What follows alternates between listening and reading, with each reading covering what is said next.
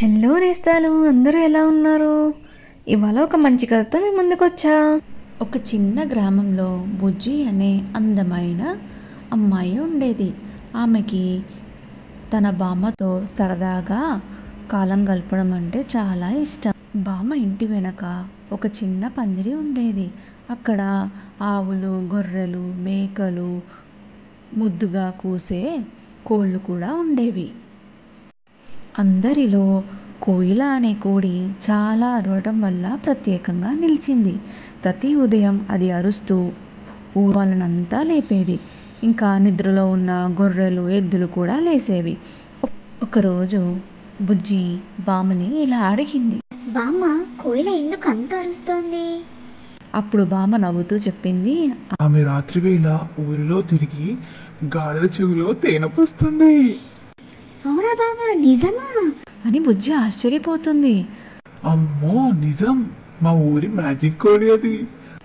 ఆ రాత్రి బుజ్జి నిద్రపోకుండా ఉండి కోయిలను అనుసరిస్తూ వెంటపడింది. మధ్యరాత్రి కోయిల మెల్లగా బయటికి వచ్చింది. కొక్కో కొక్కో కొక్కో అని అరిచి ఓ చెట్టు పక్కన ఉన్న చిన్న తలుపు దగ్గరకు వెళ్ళింది. ఆ తలుపు తెరిచి చూస్తే లోపల అన్ని బంగారు గుడ్లు. ఇది ఒక సీక్రెట్, ఎవరికి చెప్పవద్దు. ప్రతి ఆదివారం నీకు ఒక బంగారు గుడ్డ ఇస్తాను.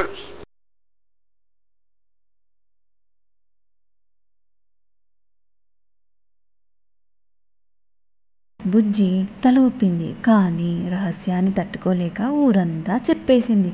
కొన్ని రోజుల్లో ఊరంతా కోడి గురించి గుసగుసలాడుతూ నిండిపోయింది. మ్యాజికల్ కోడి అంట, బంగారు గుడ్లంట అని అందరూ మాట్లాడుకోవడం మొదలుపెట్టారు. మరుసటి ఉదయం కోయిల కనిపించడం లేదు. బంగారు గుడ్లు కూడా పోయాయి. బుజ్జి కూర్చొని ఏడవడం మొదలుపెట్టింది. ఇదిగో బుజ్జి తల్లి, మంత్రాల మీద నమ్మకం ఉంటే నిశ్శబ్దంగా నమ్మాలి. పెద్దగా చెప్పేస్తే మాయపోతుంది. మనకి ఎవరైనా రహస్యం చెప్తే దాన్ని రహస్యంగానే ఉంచాలి. అందరికీ చెప్పి దాని విలువ పోగొట్టకూడదు. ఇది ఇవాటి మోరల్. Thank you.